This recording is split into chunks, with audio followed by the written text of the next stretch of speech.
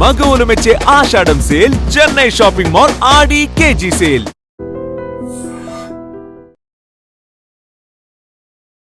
నమస్తే, welcome to I dream social spotlight with Kavitha.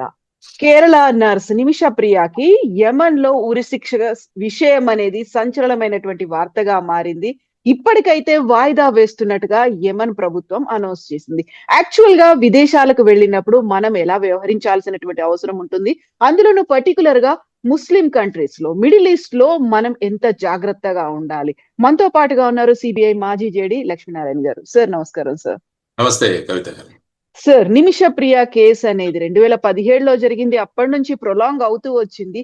Last minute లో ఏం జరుగుతుంది, ఏదైనా మిరాకిల్ అవుతుందా అనుకున్నప్పుడు మనం కోర్టు దాకా వెళ్ళాము, ప్రభుత్వాలు ఇన్వాల్వ్ అయ్యా, అక్కడ ఉన్నటువంటి మత పెద్దలు ఇన్వాల్వ్ అయ్యారు. అయితే ఇప్పుడు తాత్కాలికంగా వాయిదా పడింది.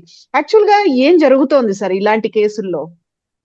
యాక్చువల్ గా మీరు ఒకసారి నిమిష ప్రియ కేసు ఒకసారి చూస్తే, అమ్మాయి యాక్చువల్ గా మన కేరళ రాష్ట్రానికి చెందిన అమ్మాయి. పాలక్కాడ్ అనే జిల్లాలో అమ్మాయి నర్సింగ్ కోర్స్ చేసింది. She's a trained nurse. ఆ తర్వాత ఏంటంటే యమన్ లో ఆమె పని చేయడానికని 2008లో వెళ్ళింది. అక్కడికి వెళ్ళి ఆ పనులు అవి చేసుకోవడానికి వెళ్ళిన తర్వాత తనంటూ ఒక ప్రైవేట్ క్లినిక్ ఒకటి స్టార్ట్ చేయాలని అమ్మాయి అనుకుంది, సనాన్ అనే ప్లేస్ లో. కానీ అక్కడ రూల్స్ ఎలాగంటే, అక్కడ మనం బయట నుంచి వెళ్ళిన వాళ్ళు ఈ విధంగా చేయలేరు. కాబట్టి అక్కడ లోకల్ వ్యక్తి ఎవరైనా కావాలి అని చెప్పేసి ఒక యమన్ నేషనల్ ఎవరైతే ఉన్నాడో తలాల్ అబ్దో మహదీ అనే వ్యక్తిని ఆమె బిజినెస్ పార్ట్నర్ గా చేసుకొని ఆ బిజినెస్ లో ఎంటర్ అయ్యి అతను అప్లై చేశాడు దీనికి, ఈ ప్రైవేట్ క్లినిక్. కాబట్టి 2015లో ఈ క్లినిక్ ఓపెన్ చేశారు వాళ్ళిద్దరూ కలిసి. ఆ తర్వాత ఏంటంటే వీళ్ళిద్దరి మధ్య గొడవలు రావడం మొదలయ్యి, తర్వాత ఇతను అబ్యూస్ చేయడం మొదలు పెట్టాడు ఆ అమ్మాయిని. ఆ తర్వాత వచ్చేసి అమ్మాయి పాస్పోర్ట్ ను లాగేసుకున్నాడు. తర్వాత ఒక మ్యారేజ్ సర్టిఫికేట్, ఒక ఫోర్జ్డ్ మ్యారేజ్ సర్టిఫికేట్ కూడా తయారు చేసి, ఆ తర్వాత ఎప్పుడు కాన్స్టెంట్ గా ఫిజికల్ ఈ అసాల్ట్స్ అన్నిటి కూడా చేస్తూ ఉండేవాడు అని చెప్పేసి ఆ అమ్మాయి కంప్లైంట్ చేసింది. దాంతో ఏమైందంటే 2017లో ఆ అమ్మాయి ఇక భరించలేక ఫైనల్ గా ఇతన్ని ఎలాగైనా నాకు పాస్పోర్ట్ తెచ్చుకోవాలి, తర్వాత ఇతని కంట్రోల్ నుంచి నేను వెళ్ళిపోవాలి అని అక్కడ ఎవరో ఒకరు ఇంకొక నర్సు సలహాతో సెడిటివ్స్, మత్తు మందు అన్నది స్లోగా డోసెస్ లో ఈ మహదీ అన్న ఆయనకి ఇవ్వడం మొదలుపెట్టింది. ఇవి ఇలా పెరుగుంటూ పోతూ ఓవర్ డోస్ తో అతను చనిపోయాడు.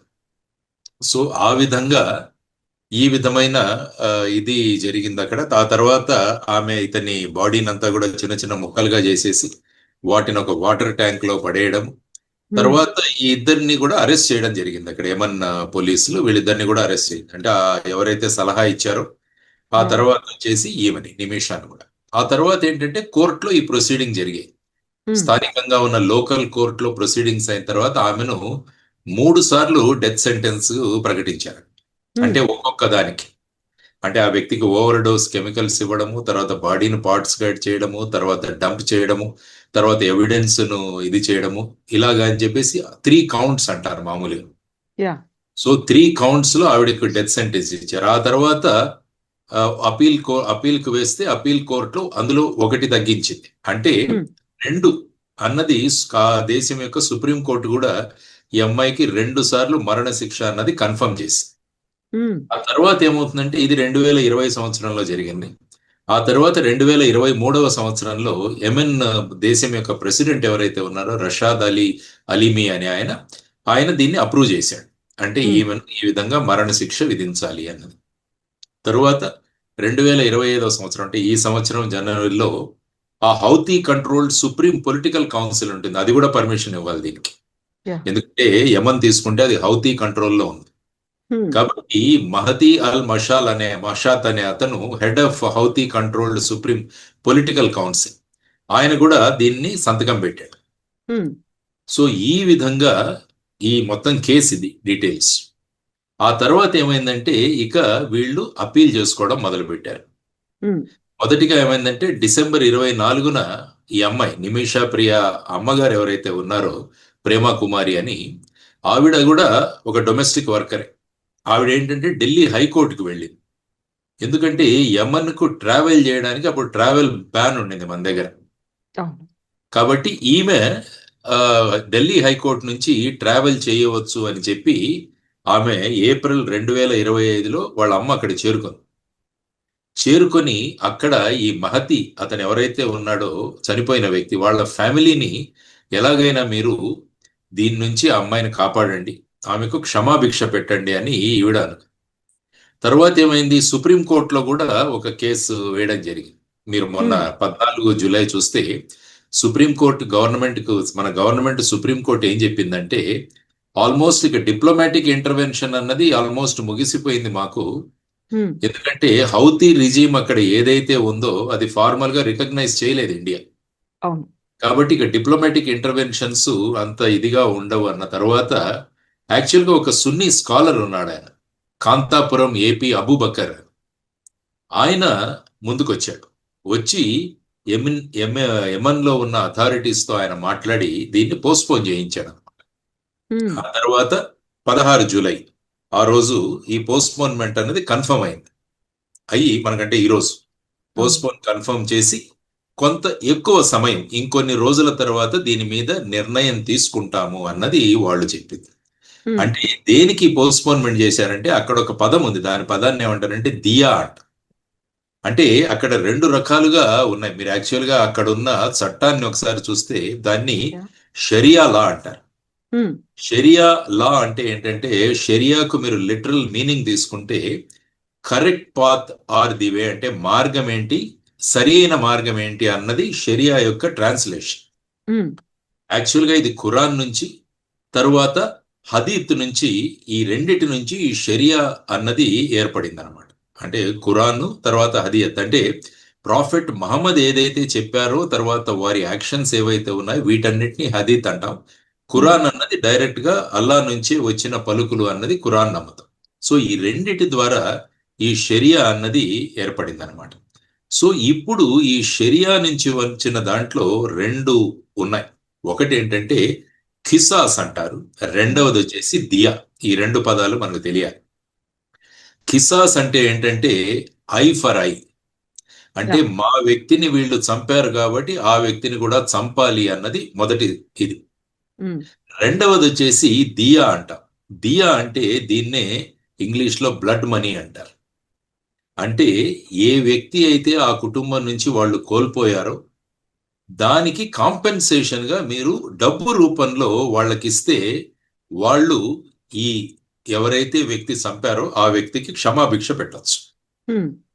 సో ఇప్పుడు ప్రస్తుతానికి జరుగుతున్నది ఈ దియా, అంటే ఈ బ్లడ్ మనీ గురించి నెగోసియేషన్స్ జరుగుతున్నాయి. అంటే ఎంత కావాలి వాళ్ళకి, ఏ విధంగా వాళ్ళు సాటిస్ఫై అవుతారు అన్న దాని గురించి. అప్పుడు ఏమవుతుందంటే ఆ ఫ్యామిలీ ఎవరైతే ఉన్నారో, ఈ వ్యక్తి ఎవరైతే మరణించాడో ఆ వ్యక్తి వాళ్ళ ఫ్యామిలీ ఏం చేయాలి అంటే, మాకు ఖిస్సా అన్నది వద్దు, మేము దియాకు అగ్రీ అవుతాము అని చెప్పేసి వాళ్ళు మాట్లాడారు. కాబట్టి వాళ్ళు ఏం చేయాలంటే, ఖిసాస్ అన్నది మాకొద్దు, అంటే మాకు ఐ ఫర్ ఐ వద్దు, అంటే కంటికి కన్ను, అంటే మాకు చావుకు చావు అది వద్దు, కానీ మేము ఈ దియా అంటే బ్లడ్ మనీని యాక్సెప్ట్ చేసి మేము ఆ అమ్మాయికి క్షమాభిక్ష పెట్టడానికి సిద్ధము అని అంటారు. ఇది యాక్చువల్గా ఈ కాన్సెప్ట్ ఖురాన్ లో సురా అల్ బక్రా అని ఉంది, అందులో 2:178 అంటారు. దానిలో ఈ సిద్ధాంతం ఉందన్నమాట. అది యెమెన్ లో పీనల్ కోడ్ లో దాన్ని రికగ్నైజ్ చేశారు. సో ఇది టోటల్ గా లీగల్ పొజిషన్ మీరు చూసుకోవచ్చు. సో ఇప్పుడు ఈ దియాని వాళ్ళు ఒప్పుకుంటే ఈ అమ్మాయి ఆటోమేటిక్ గా వదిలేస్తారా అన్నది కూడా ఒక క్వశ్చన్. అంటే సపోజ్ ఇప్పుడు వీళ్ళు దియాకు ఒప్పుకున్నారు, ఎంతో టర్మ్స్ అండ్ కండిషన్స్ ఒప్పేసుకొని, మాకు ఆ కిస్సాస్ వద్దు కానీ మాకు ఈ దియా, మేము బ్లడ్ మనీ ఏదైతే ఉందో మాకు ఓకే, కాబట్టి మీరు ఈ అమ్మాయికి మేము క్షమాభిక్ష పెడుతున్నామని వాడు చెప్పిన తర్వాత ఏమవుతుందంటే ఆ డెత్ సెంటెన్స్ అన్నది ఆగిపోతుంది, మరణ శిక్ష అన్నది ఆగిపోతుంది. కానీ ఆ అమ్మాయి ఇమీడియట్ గా రిలీజ్ అవుతుందా లేదా అన్నదాని గ్యారంటీ లేదు. అప్పుడు కోర్టులు ఏంటంటే దీన్ని తీసుకొని, ఎందుకంటే ఆ వ్యక్తి అయితే చనిపోయాడు, ఆ అమ్మాయి చేతిలో ఒక నేరం అయితే చేయబడింది, ఆ నేరం వల్ల ఒక వ్యక్తి చనిపోయాడు, ఆ వ్యక్తి యొక్క కుటుంబం ఈ అమ్మాయి దగ్గర నుంచి కాంపెన్సేషన్ తీసుకొని ఈ అమ్మాయికి డెత్ సెంటెన్స్ వద్దు, ఐ ఫర్ ఐ వద్దు, అన్నది ఉమ్, వాళ్ళు చెప్పిన తర్వాత అప్పుడు ఈ కోర్ట్స్ ఏం చేస్తాయంటే దీని గురించి మళ్ళా ఒకసారి చర్చించి మరి ఆ అమ్మాయిని జైల్లో పెట్టాలా లేకుంటే రిలీజ్ చేయాలా అన్నది వాళ్ళు నిర్ణయిస్తారు. ఉమ్, కాబట్టి ఇది మళ్ళా కోర్ట్స్ మీద ఆధారపడి ఉంటుంది. అంటే మరణ శిక్ష అన్నది వాళ్ళు ఆపగలరు ఆ ఆ, కుటుంబం, కానీ ఆ అమ్మాయికి జైలు శిక్ష అన్నది ఆపే అధికారం వాళ్లకు లేదు. ఉమ్, ఉమ్, ఆ జైలు శిక్ష అన్నది నిర్ణయించేది అక్కడ ఉన్న స్థానిక కోర్టు. ఇప్పుడు యాక్చువల్గా మీరు ఒకసారి సౌదీ అరేబియాలో కేసు జరిగింది ఇంతకుముందు. అతని సార్. పేరు అబ్దుల్ రహీం అని, అతను కూడా కేరళ అతనే. ఉమ్, అతను కూడా ఈ విధంగా మరణశిక్ష విధించబడింది. అతను బ్లడ్ మనీ పే చేసి ఆయన మరణశిక్ష నుంచి తప్పించుకున్నాడు, కానీ ఐ థింక్ సుమారుగా 20 సంవత్సరాల శిక్ష పడింది అతనికి, జైలు ఉమ్, శిక్ష. యావజ్జీవ కారాగారం. అలాగా ఇప్పుడంటే ఉమ్, ప్రస్తుతం ఇంతకుముందు ఎలా ఉండేదంటే యావజ్జీవ కారాగారం అంటే 14 సంవత్సరాలు ఉండేది. ఇప్పుడు కొత్తగా యావజ్జీవం అంటే వాళ్ళు జీవితం బతికినంత వరకు జైల్లోనే ఉండాలి, అది యావజ్జీవం ఇప్పుడున్న ఇది ప్రస్తుతం. ఉమ్, ఉమ్, కాబట్టి ఇప్పుడు కోర్టు సెంటెన్స్లు కూడా చెప్పండి, ఈ sentence to life imprisonment till he lives అంటారు. ఆ విధంగా ఈ మధ్య సెంటెన్స్ ప్రకటించబడుతుంది. ఆ, కాబట్టి ఇప్పుడు ఈ అమౌంట్ ఎంత అన్న దాని గురించి కూడా చర్చలు జరుగుతాయి వాళ్ళ మధ్య. అంటే ఇది కోర్టు మ్యాండేటెడ్ కాదు, ఇది బయట జనరల్ జరగాల్సింది ఇది. బయట జరగాల్సిందే, అవుట్ ఆఫ్ ది కోర్ట్ ఇది జరిగేది. అంటే ఆ వ్యక్తి యొక్క సోషల్ స్టేటస్ ఏంటి, ఆ వ్యక్తి జీవించి ఉంటే ఎంత అమౌంట్ సంపాదించేవాడు, అంటే అతని ఆదాయం ఎంత ఉండేది, తర్వాత ఆ దేశంలో ఉన్న కస్టమరీ నామ్స్ ఏవైతే ఉంటాయో, పద్ధతులు ఏవైతే ఉంటాయో ఈ విధంగా నిర్ణయిస్తారన్నమాట. ఉమ్, నిమిషా వాళ్ళు యాక్చువల్గా ఏంటంటే ఒక $1 మిలియన్ వాళ్ళు ఇవ్వడానికి సిద్ధమవుతున్నారని చెప్పేసి క్రౌడ్ ఫండింగ్ ద్వారా అని ఒక మనం వార్తలు వింటున్నాం. ఉమ్, ఒక $1 మిలియన్. సో ఆ విధంగా ఇవ్వడానికి క్రౌడ్ ఫండింగ్ ద్వారా ఈ ఫ్యామిలీకి నిమిషా యొక్క కుటుంబం సిద్ధమవుతుందని చెప్పేసి వాళ్ళు అన్నారు. బట్ వాళ్ళు ఇప్పటికైతే యాక్సెప్ట్ చేయలేదు, కానీ వాళ్ళ మధ్య చర్చలు జరుగుతుండడం, తర్వాత ఈ అబూబకర్ అన్న ఆయన ముందుకు రావడం, ఆయన యొక్క మధ్యస్థిత్వం వల్ల ఇది పోస్ట్పోన్ అయింది ప్రస్తుతానికి. సపోజ్ ఈ చర్చల తరువాత వాళ్ళు మాకు దియా యాక్సెప్టబుల్ కాదు అంటే మళ్ళా ఖిసాస్ అమల్లోకి వస్తుంది, అంటే ఐ ఫర్ ఐ, ఉమ్, అంటే ఉమ్. అమ్మాయికి మళ్ళా మరణ శిక్ష. కాబట్టి ఇప్పుడు రాబోయే కాలంలో ఈ రెండు కుటుంబాల మధ్య ఎలాంటి చర్చలు జరుగుతాయి, ఆ తరువాత వాళ్ళు ఏ విధమైన నిర్ణయాలు తీసుకుంటారు అన్న దాని గురించి ఆలోచించాల్సిన అంశం. సార్, ఇప్పుడు కిసాస్, దియా అనేవి కేవలం మనం అనుకుంటున్నట్టుగా ఇస్లామిక్ కంట్రీస్ లోనే ఉన్నాయా, మిడిల్ ఈస్ట్ లోనే ఉన్నాయా, మిగతా దేశాల్లో కూడా ఇలాంటి క్షమాభిక్ష అవుట్ సైడ్ కోర్టు చర్చించుకోవచ్చు, కంపెన్సేషన్ ఇవ్వచ్చు అనేది?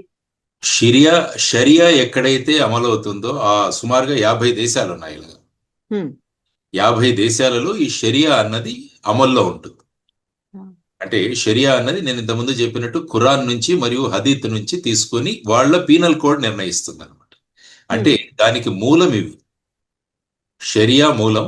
ఆ మూలం నుంచి వీళ్ళు పీనల్ కోడ్ నిర్ణయిస్తారు. ఆ పీనల్ కోడ్లో ఈ విషయాలన్నీ కూడా పొందుపరుస్తారు అనమాట. అంటే కిసాస్, దియా ఇవన్నీ కూడా అందులో పొందుపరచడం జరుగుతుంది. ఆ రకంగా ఈ విధమైన కాంపెన్సేషన్స్ జరుగుతుంటాయి అన్నమాట. అది ప్రస్తుతం అక్కడ ఉన్న పరిస్థితి. మరి చూడాలి వాళ్ళు ఏ విధంగా ఈ చర్చలు సఫలీకృతం అవుతాయో, ఆ తర్వాత ఏ విధంగా ఉంటుంది అన్నది కూడా. ఎందుకంటే save Nimisha Priya international action council అన్నది కూడా ఒకటి ఏర్పాటైంది. అవును సార్. శామ్యుల్ జిరోమ్ భాస్కర్ అనే ఆయన మెయిన్ నెగోషియేటర్. సో ఆ విధంగా ఈ అమ్మాయిని ఉరిశిక్ష నుంచి తప్పించాలి అన్నది మొత్తం ఇంటర్నేషనల్ లెవెల్లో ఒక యాక్షన్ కౌన్సిల్ కూడా ఏర్పడింది. సో ఆ విధంగా ఏంటంటే మన డిప్లొమాసీలో ప్రాబ్లం ఏంటంటే ఈ యమన్ లో హౌతీస్ ఉన్నారు, కానీ అది ఎక్కడ ఇంటర్నేషనల్లీ రికగ్నైజ్డ్ కాదు. కాబట్టి వాళ్ళతో మనం డిప్లొమాటిక్ డిస్కషన్స్ అన్నవి కొద్దిగా ఎక్కడో ఒక చోట ఆటంకం. తర్వాత సుప్రీంకోర్టుకు వెళ్ళినా కూడా సుప్రీంకోర్టు కూడా ఏమనిందంటే ఈ అమ్మాయిని మీరు ఫండ్ రైజింగ్ ద్వారా, తర్వాత ఈ మధ్యస్థులు ఎవరైతే ఉన్నారో వారి చర్చల ద్వారా దీన్ని మీరు పరిష్కరించుకోండి అన్నది మేము పెద్దగా చేయలేమని కూడా సుప్రీంకోర్టు వ్యాఖ్యానించడం జరిగింది. ఎందుకంటే ఏ దేశం మీద కూడా వాళ్ళ చట్టాలను బట్టి అక్కడ పద్ధతులు ఉంటాయి. ఇప్పుడు మన దేశంలో అయితే సుప్రీంకోర్టు డెఫినెట్ గా దానిలో ఇంటర్వ్యూన్ అవ్వచ్చు. ఆ తర్వాత ఫైనల్ గా మనకు ప్రెసిడెంట్, గవర్నరు వీళ్ళకు కూడా క్షమాభిక్ష పెట్టే అధికారం కూడా మన రాజ్యాంగంలో ఉంది. కాబట్టి ఏ దేశాలలో ఏ విధమైన సిస్టమ్స్ ఉంటాయో ఆ సిస్టమ్స్ ని అవలంబించి చేయాల్సిన అవసరం ఉంది. కాబట్టి చూద్దాం రాబోయే కాలంలో ఈ దియా చర్చలు ఏ విధంగా జరుగుతాయి, ఆ తర్వాత వాళ్ళు ఏ విధంగా అంగీకరిస్తారు. అది సపోజ్ అంగీకరించాలని కోరుకుందాం. అంగీకరించిన తర్వాత స్థానిక కోర్టులు ఏ విధంగా ఈ విషయంలో ఈ నిమిషా ప్రియాకు ఏ విధంగా రాబోయే కాలంలో ఎటువంటి శిక్ష ఉండాలి అన్నది కూడా వాళ్ళు నిర్ణయించే ఇది ఉంటుంది. కాబట్టి we have to wait and see what is going to happen.